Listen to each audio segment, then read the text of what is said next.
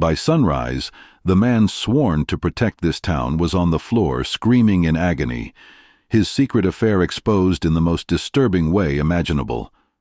What crawled out of his body that morning didn't just destroy him, it shattered an entire Texas community. And the darkest part? No one in town was prepared for the truth.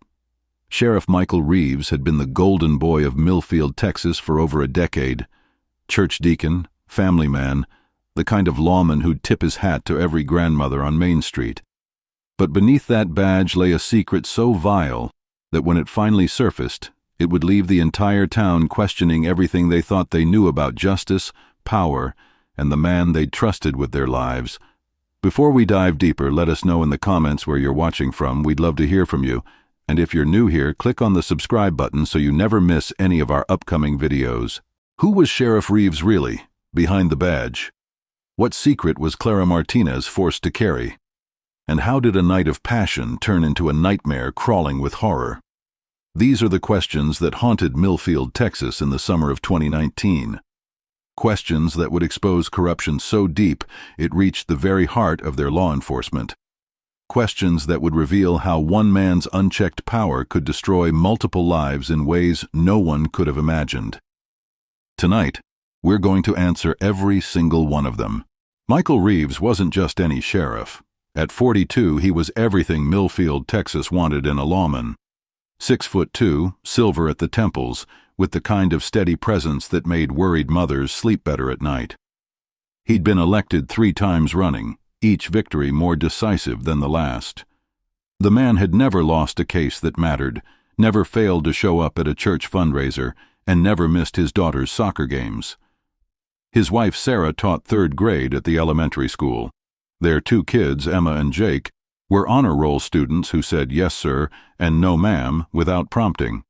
The Reeves family was what people pointed to when they talked about traditional American values. But here's what the voters didn't see. Behind the public facade, Michael Reeves had developed what his deputies would later describe as an obsession with control. Not just professional control, the kind any good sheriff needs, but personal control over everything and everyone around him. It started small. Reeves would show up unannounced at local businesses, ostensibly for routine checks, but really to remind owners who was in charge. He'd pull over teenagers for minor infractions, not to ticket them, but to lecture them about respect and authority. His deputies learned quickly that questioning the sheriff's judgment, even in private, was a career-limiting move. Clara Martinez was 28 when she first caught Reeves's attention. She'd moved to Millfield from Houston after a messy divorce, looking for the kind of small-town quiet that would help her rebuild her life. Clara worked as a night shift dispatcher for the county, which meant she spent long, quiet hours in the same building where Reeves often worked late. She was exactly the kind of vulnerable person that someone like Reeves would notice, isolated, new to town, financially struggling, and completely dependent on the job that put her directly in his sphere of influence. Their first interactions seemed innocent enough. Reeves would bring Clara coffee during her shift, ask about her day, show the kind of fatherly concern that made him popular with voters. But Clara would later tell investigators that something felt wrong from the beginning, the way he'd stand just a little too close, how he'd find excuses to touch her shoulder or hand, the questions about her personal life that felt more like interrogation than conversation. When Clara tried to maintain professional distance, Reeves began showing up at her apartment. "Just to check on her," he said. "Make sure she was settling in okay." The sheriff was looking out for her after all. To everyone else, Reeves was untouchable. But behind closed doors, the sheriff's secret life was about to consume everything in its path. The affair, if you can call it that when one person holds all the power, began in March of 2019. Clara would later describe it not as romance, but as a series of escalating encounters that she felt powerless to stop. Reeves had made it clear, without ever stating it directly, that her job security depended on her cooperation. Her housing, her ability to stay in Millfield, her entire future, all of it rested on keeping the sheriff happy. 3 times a week, sometimes more, Reeves would appear at Clara's apartment after midnight. He'd use his squad car, parking it in different spots around her complex to avoid establishing a pattern. He'd enter through the back door, using a key he'd somehow acquired. Clara never asked how he got it. By this point, she'd learned that asking Michael Reeves the wrong questions was dangerous. These weren't passionate encounters. Clara described them as mechanical, hurried, with Reeves showing more concern for avoiding detection than for her comfort or consent. He'd arrive, spend an hour or two, then leave with warnings about what would happen if she ever told anyone. Not threats, exactly, but reminders about how much he'd done for her, how much she owed him, how hard it would be for someone with her background to find work in a small town if the sheriff decided she was unreliable. The pattern continued for months. Clara grew increasingly isolated, afraid to date anyone else, afraid to confide in anyone, afraid to do anything that might anger the man who controlled every aspect of law enforcement in their county. She lost weight, developed insomnia, and began showing the kind of psychological symptoms that her few friends attributed to the stress of divorce and relocation. But on the night of August 15, 2019, something changed. That night would be the 10th encounter in 3 weeks, and it would be the last. Reeves arrived at Clara's apartment around 2:30 a.m., later than usual, and Clara immediately noticed something was wrong. He seemed agitated, almost frantic, in a way she'd never seen before. During their encounter, Reeves complained of feeling unwell, mentioning abdominal pain and nausea that he attributed to stress from an ongoing investigation. What happened next would haunt Clara for the rest of her life. Around 4 a.m., as Reeves was preparing to leave, he suddenly doubled over in agony. The pain, he later described, was unlike anything he'd ever experienced. It felt like something was moving inside his stomach, clawing its way through his intestines. Within minutes, he was on Clara's bathroom floor, writhing and screaming. What Reeves saw crawling out of his own body defied everything he thought he knew about the human condition. If you're still watching, drop a comment with "I'm still here." Let's see who's following the case this far. What emerged from Michael Reeves that morning was a mass of parasitic worms, later identified by medical experts as a severe case of strongyloidiasis, a condition typically found in tropical climates or areas with poor sanitation. The worms, some over 6 inches long, had been living in Reeves' intestinal tract for months, possibly years, growing and multiplying until their numbers reached a critical mass that his body could no longer contain. But here's where the story gets truly disturbing. The infection wasn't accidental. Medical experts who later examined Reeves determined that strongyloidiasis of this severity doesn't just happen, especially not in small-town Texas. Someone would have had to deliberately introduce the parasites into his system repeatedly over an extended period. The most likely method? Contaminated food or drink, administered by someone with access to tropical parasites and detailed knowledge of Reeves's eating habits. Reeves, terrified and humiliated, swore Clara to secrecy. He claimed the condition was a one-time medical emergency, nothing more, and that revealing it would destroy not just his career, but his family. Clara, still trapped by their power dynamic, agreed to keep quiet. But Reeves' condition didn't improve. Over the following weeks, he lost 30 pounds, developed a persistent cough, and began showing signs of severe anemia. His temper, always carefully controlled in public, became explosive in private. The sheriff's deputies began noticing changes in their boss. Reeves would disappear for hours without explanation, claiming to be working on sensitive cases that required his personal attention. His decision-making became erratic. He'd overreact to minor infractions while ignoring serious crimes. Most concerning, he began showing paranoia about his food and drink, bringing meals from home and refusing to eat anything prepared by others. Meanwhile, Clara was falling apart. The secret she carried felt like poison in her system. She'd watched a man she feared be reduced to a shadow of his former self, and she knew she was the only witness to his downfall.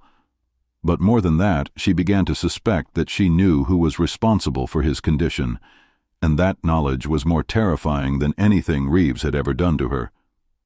The first crack in their conspiracy of silence came when Dr. Patricia Williams, the county's chief medical examiner, noticed unusual patterns in Reeves's behavior during a joint investigation. Williams had worked with the sheriff for 8 years and had never seen him refuse to eat at crime scenes or decline coffee from victims' families. When she jokingly asked if he was on some kind of special diet, Reeves' reaction was so extreme that Williams began paying closer attention to his physical condition. What she saw alarmed her. Reeves had lost significant weight, developed a yellowish tint to his skin, and showed signs of severe fatigue that he was trying desperately to hide.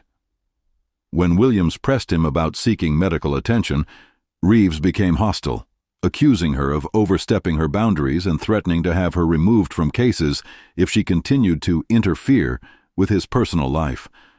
But Patricia Williams wasn't easily intimidated. She began documenting Reeves's behavior, taking notes about his physical condition and his increasingly erratic decision-making. She also started asking questions around town, subtle inquiries about the sheriff's health, and whether anyone else had noticed changes in his behavior. Red herrings emerged immediately. Some people suspected Reeves was drinking heavily, pointing to his weight loss and mood changes as evidence of alcohol abuse.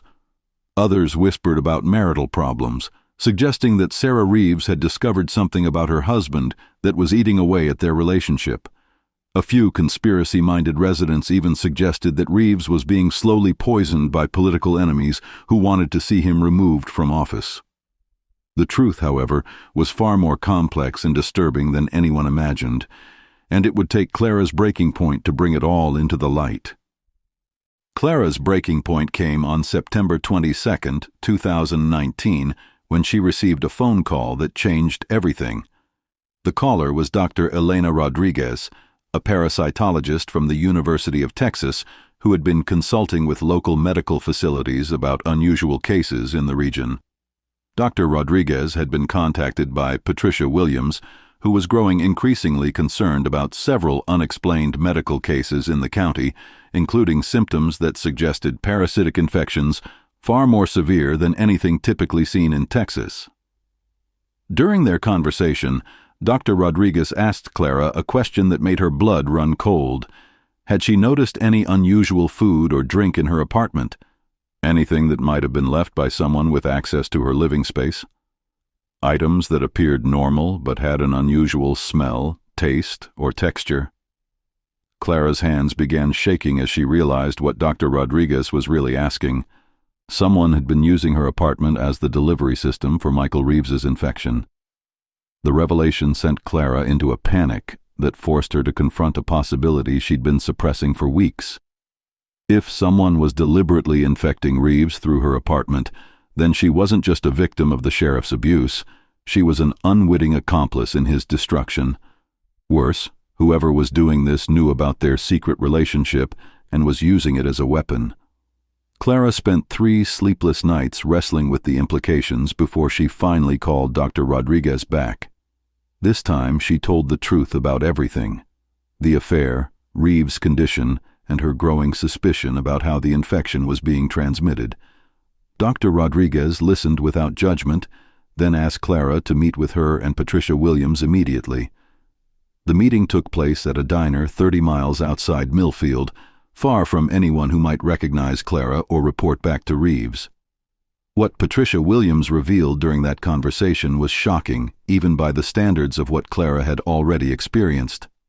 The sheriff's parasitic infection was just one piece of a larger pattern of medical sabotage that had been targeting specific individuals in the county for over a year. Williams had been quietly investigating a series of unusual cases: a city councilman who developed a mysterious liver condition after voting against a development project Reeves supported, a newspaper editor who contracted a rare form of food poisoning after publishing an article critical of the sheriff's department, a deputy who'd questioned Reeves's overtime claims and subsequently developed severe intestinal problems that forced him to take extended medical leave. The common thread in every case was access. Someone with detailed knowledge of these individuals' routines, food sources, and personal habits had been systematically targeting them with various forms of biological sabotage, and the only person with that level of access and information was someone within law enforcement itself. But here's where the story takes its most shocking turn. The person responsible for Michael Reeves's condition wasn't an enemy seeking revenge. It was someone much closer to home, someone who knew about his affair with Clara and decided to use that knowledge in the most calculated way possible.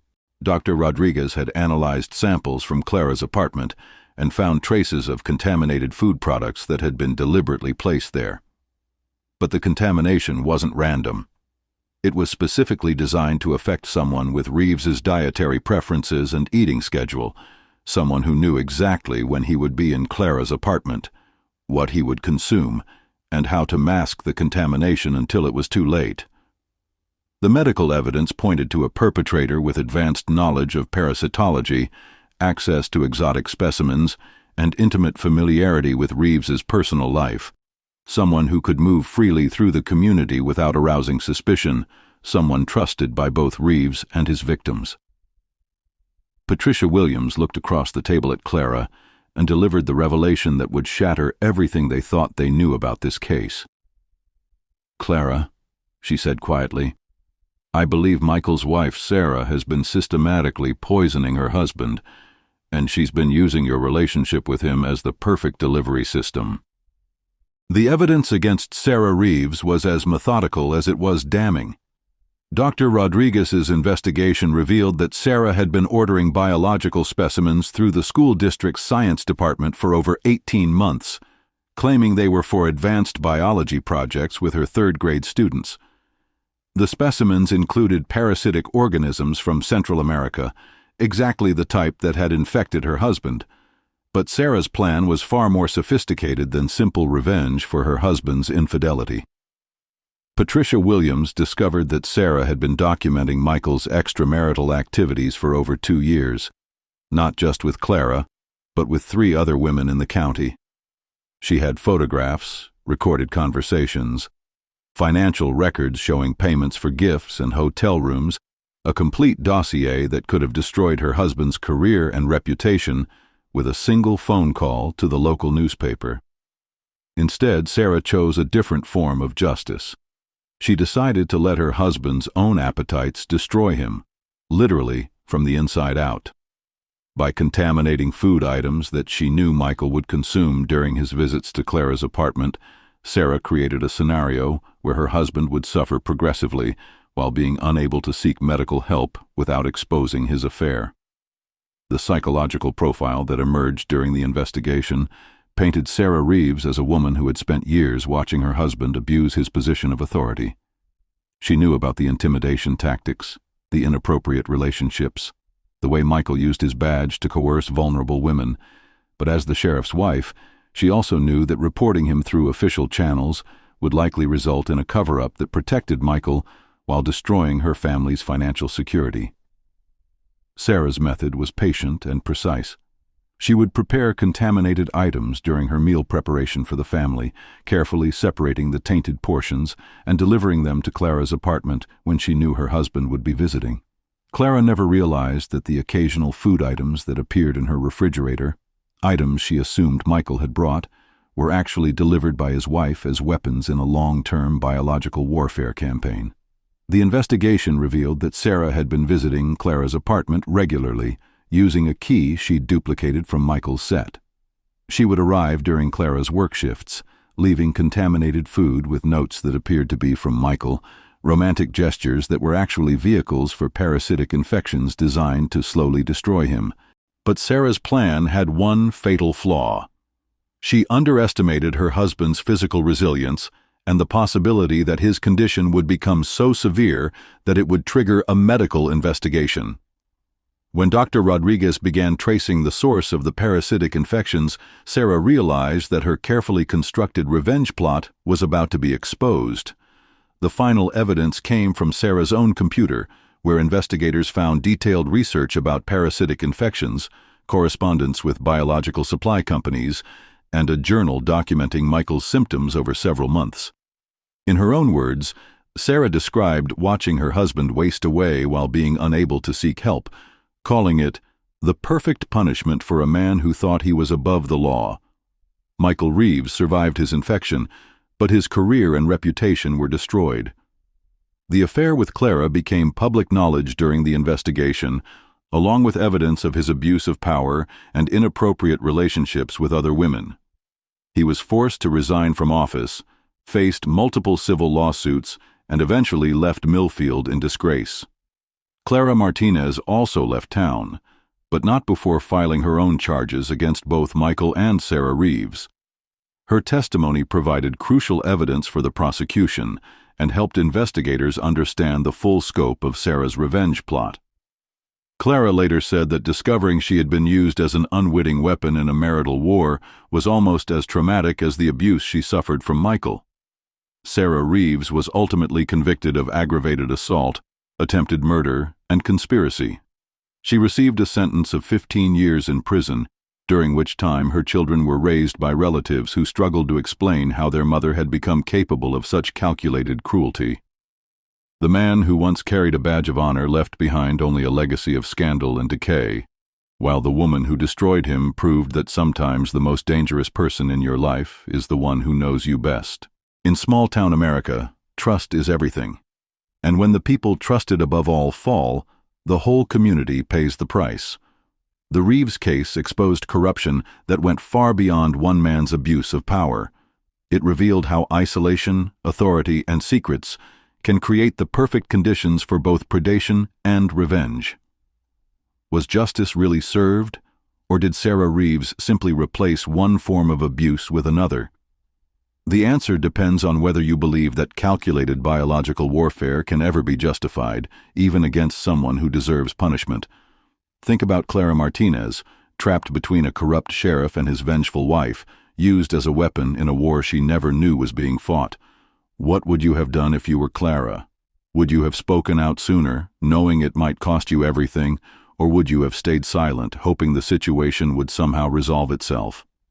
How do you report abuse when the abuser is the person responsible for enforcing the law? And what about Sarah Reeves? She watched her husband destroy multiple women's lives while using his badge to avoid consequences. Traditional justice had failed these victims. The system designed to protect people was actively harming them. When legal remedies don't exist, when reporting abuse only makes it worse, how far would you go to stop someone who seemed untouchable? The parasitic infection that nearly killed Michael Reeves was just the physical manifestation of a corruption that had been eating away at Millfield for years. The real disease was the abuse of power that allowed one man to prey on vulnerable women while his wife watched and planned her revenge. Both Michael and Sarah Reeves created victims, both used innocent people as weapons, and both believed that their cause justified their methods. If this story shocked you, wait until you hear about the case we're covering next week. It involves another small town, another trusted authority figure, and a secret that makes the Reeves scandal look simple by comparison. Subscribe for more true crime twists and drop your thoughts below. I'll be reading every single comment because cases like this remind us that the most dangerous secrets are often hidden in the most ordinary places. What haunts me most about this case isn't the corruption or the revenge. It's how many people knew something was wrong but stayed silent until it was almost too late. How many Clara Martinez cases are happening right now in small towns across America? How many Sarah Reeves situations are building toward their own explosive conclusions? And how many of us would have the courage to speak up before someone gets hurt? The badge that Michael Reeves wore was supposed to represent justice, protection, and service to the community. Instead, it became a shield for predatory behavior and a target for calculated revenge. The lesson here isn't just about corrupt cops or vengeful spouses. It's about what happens when we create systems that protect the wrong people and abandon the victims who need help the most. Justice in the Reeves case came in the form of biological warfare, waged by a woman who felt she had no other options. That's not justice, that's desperation. And until we create better ways to hold powerful people accountable for their actions, more desperate people will find their own ways to balance the scales. The question is, how many more Clara Martinez cases will it take before we fix the systems that create these situations in the first place?